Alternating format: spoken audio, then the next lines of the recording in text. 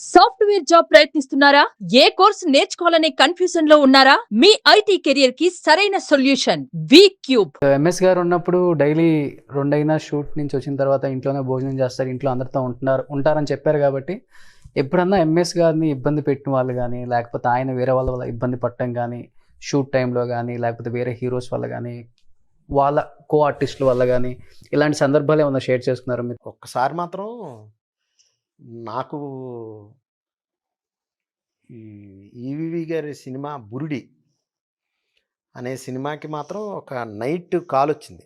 ఒక 3:00 2:30 ఆ ప్రాంతానికి అక్కడ షూటింగ్ జరుగుతుంది.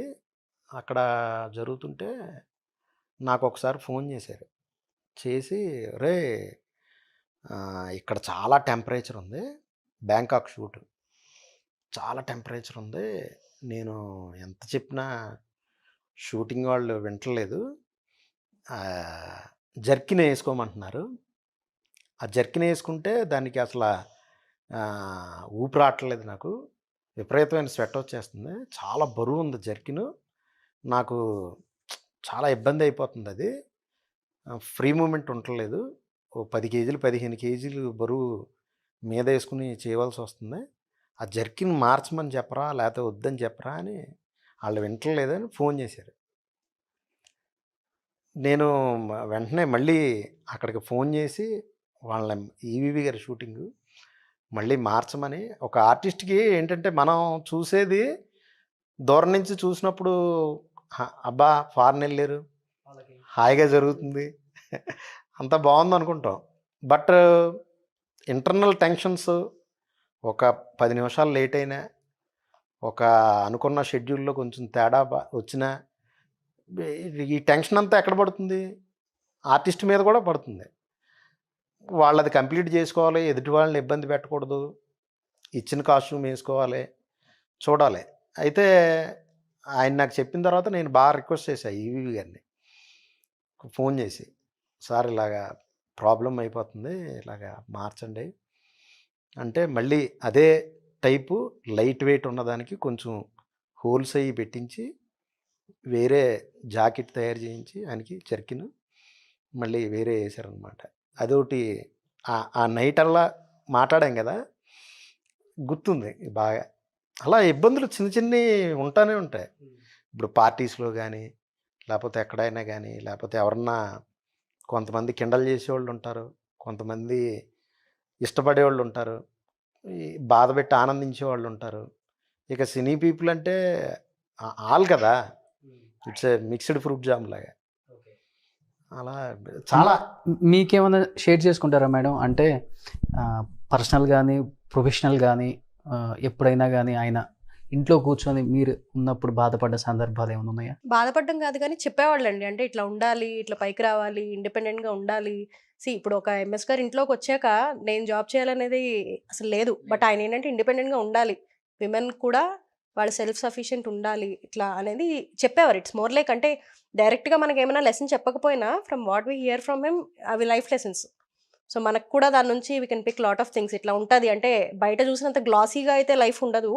సో డెఫినెట్‌లీ ఉంటాయి. ఎవరికన్నా సరే వాళ్ళ సెట్ ఆఫ్ ప్రాబ్లమ్స్ అనేది మనకు అర్థమవుతుంది. బికాజ్ అంతా అంటే ఒక ఎవ్రీ డే వర్క్ చేస్తే అన్నన్ని ఇయర్స్ కంటిన్యూస్‌గా వర్క్ చేయడం అనేది నాట్ ఈజీ. మనం ఒక 5 డేస్ ఐటీలో పనిచేసేపాటి సాటర్డే, సండే కావాలి మాకు బ్రేక్. సో వాళ్ళు అలా కాదు. వాళ్ళకి it was Every never A day. Holiday. So Diwali కాదు, ఏదైనా సరే for them it is like 24 hours working. And మనలాగా ఏమైనా 8 అవర్స్ జాబ్స్ చేసే వాళ్ళు కూడా కాదు. సో వాళ్ళ పడిన కష్టం అంటే అంత రికగ్నిషన్ అంత వాళ్ళకు ఉన్నది అంటే maybe because of the hard work also. ఊరికైతే డెఫినెట్లీ కాదు. షూట్లో మామూలు విషయం కాదు. షార్ట్‌కి గ్యాప్ ఉంటుంది, ఎక్కువ వెయిట్ చేయాలి, ఎండలో ఉండాలి, చలిలో ఉండాలి, వర్షంలో కూడా చేయాలి. ఆ చిరాకు కొంచెం ఇంటికొచ్చేలోపు మన మీద కూడా చూపిస్తారు. అలాంటి ఎప్పుడైనా కోప్పడే సందర్భాలు ఉన్నాయా? కోపటం కాదు కానీ ఒకసారి పాపం పడుకున్నాం ఒక రూము. ఒరే రిక్షా షూటింగ్ టైంలోనో ఎక్కడో ఆయన షూటింగ్ చేసుకుని వచ్చి నైట్ పడుకున్నారు. మార్నింగ్ లేచి చూసేపాటికి డాడీ కింద చిన్న దుప్పట వేసుకుని అక్కడ పడుకుని ఉన్నారు. మార్నింగ్ చూస్తే ఆయనకి బాగా కింద పడి దొల్లి, అందులో ఆయనది యాంటీ క్యారెక్టర్ అనమాట. ఈయనని మర్డర్ చేయటం, ఈయన పరిగెత్తాలి, కింద పడి దొల్లాలి, లెగాలి, అన్నీ ఆ షాట్లన్నీ ఉంటాయి. ఇందులో ఈయనకి ఒక కింద పడి దొల్లే దాంట్లో ఒక స్టోను తగిలేసింది గట్టిగా, తగిలేసి బాగా బ్లీడింగ్ అవుతుందన్నమాట. ఇక నైట్ రూమ్కి వచ్చారు. ఐ థింక్ అది రామోజీ ఫిలిం సిటీ అనుకుంటా. రూమ్లో మేము పడుకుని ఉన్నాం. ఆయన ఒక టవల్, హోటల్ టవల్ ఒకటి తీసుకుని టవల్ రోల్ చేసి ఇలా పెట్టుకుని పడుకున్నారు. అలాగే ఎవరిని లేపల, ఎవరిని ఇబ్బంది పెట్టకుండా ఆ టవల్ అలా రోల్ చేసుకుని పెట్టుకుని పడుకున్నారు. మార్నింగ్ లేచి చూసి మేము, అదేంటి మీరు కింద పడుకోవటం ఏంటి, ఏంటి అసలు ఈ దెబ్బ ఏంటి అని చెప్పేసి మళ్ళీ అక్కడ ఉన్న డాక్టర్ని పిలిచి అవన్నీ చేయించి మళ్ళీ యథావిధిగా మార్నింగ్ షూట్కి వెళ్ళారనమాట.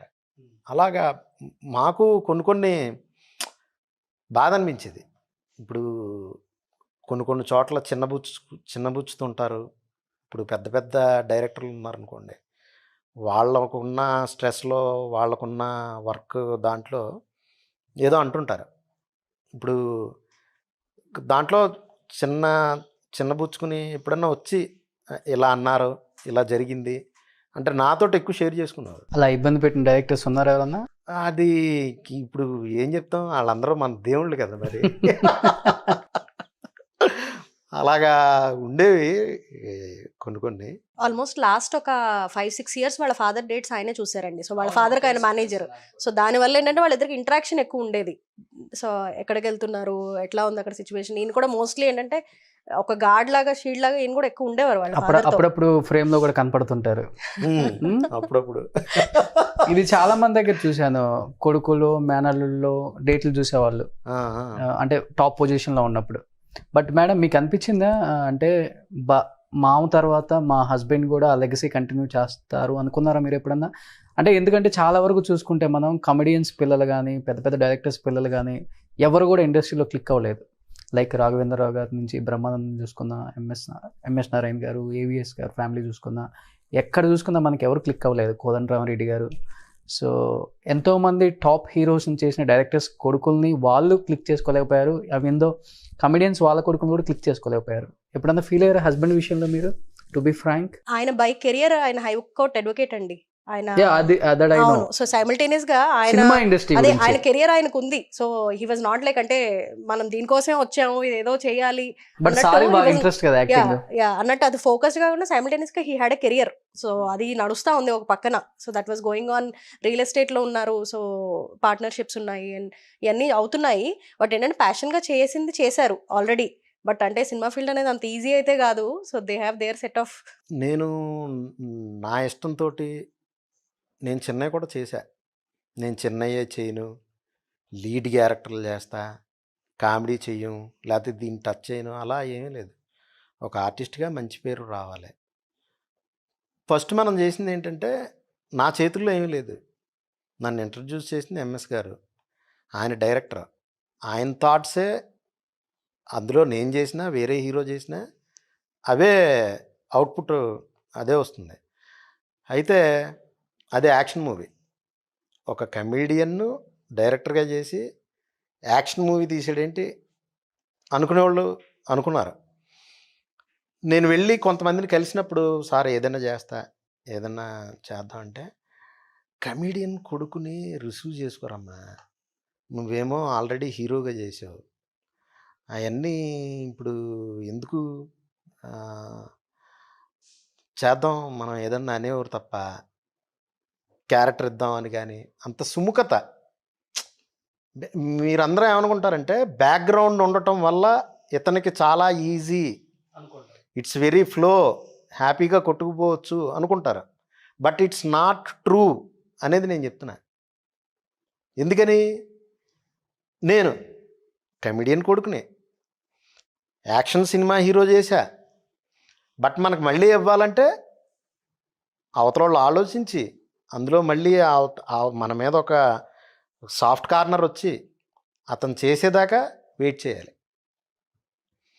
ఇప్పుడు అదే నార్మల్ వ్యక్తిని అనుకోండి, నా మీద సాఫ్ట్ కార్నర్ ఉంటుంది. పోన్లే ఇతను ఏదో చేసుకున్నాడు, తన బతుకుతున్నాడు, మన దగ్గరికి వచ్చాడు, కలుపుకుందాం, మన వ్యక్తి అనుకుంటారు. ఇప్పుడు నేను ఎవరి వ్యక్తిని? ఒక పెద్ద లెజెండరీ కమెడియన్ కొడుకుని. అదే మైనసా? అది మైనస్ అని నేను అన్నా. ఇండస్ట్రీకి ఏంటంటే నాకు ఒక స్టాంప్ ఉంది. స్టాంప్ ఉన్న వాళ్ళు ఎదగటం, మామూలు వాడు ఎదిగిన 10 అంకెలు అయితే స్టాంప్డ్ వాళ్ళు 1000కి పరిగెత్తాలి. అంత స్ట్రగుల్ ఉంటుంది అంటున్నాను నేను. అది నాకొక్కడికే అంటలా, ఎవరైనా సరే గుర్తింపు ఉన్న ఫ్యామిలీ నుంచి వచ్చిన వాళ్ళు, ఈవెన్ బ్రహ్మానందం గారు కొడుకు ఎవరైనా, అంటే నేను ఒకళ్ళ పేరు చెప్పట్లేదు, ఎవరైనా సరే అది గుర్తింపుని బట్టి, గుర్తింపు ఉన్న ఫ్యామిలీ నుంచి వచ్చిన వాళ్ళు నార్మల్ పీపుల్ వచ్చి ఎదగటానికి 10 అంకెల్లో అయిపోతే, గుర్తింపు ఉన్న వాళ్ళు వచ్చి ఎదగటానికి 1000 పైన అంకెలన్నీ స్టెప్ బై స్టెప్ వెళ్తేనే కానీ ముందు ఇక్కడ మనం ఈయన ఉన్న పేరునే అధిగమించిన తర్వాత ఇక తర్వాత అన్నీ చేసుకోవాలి.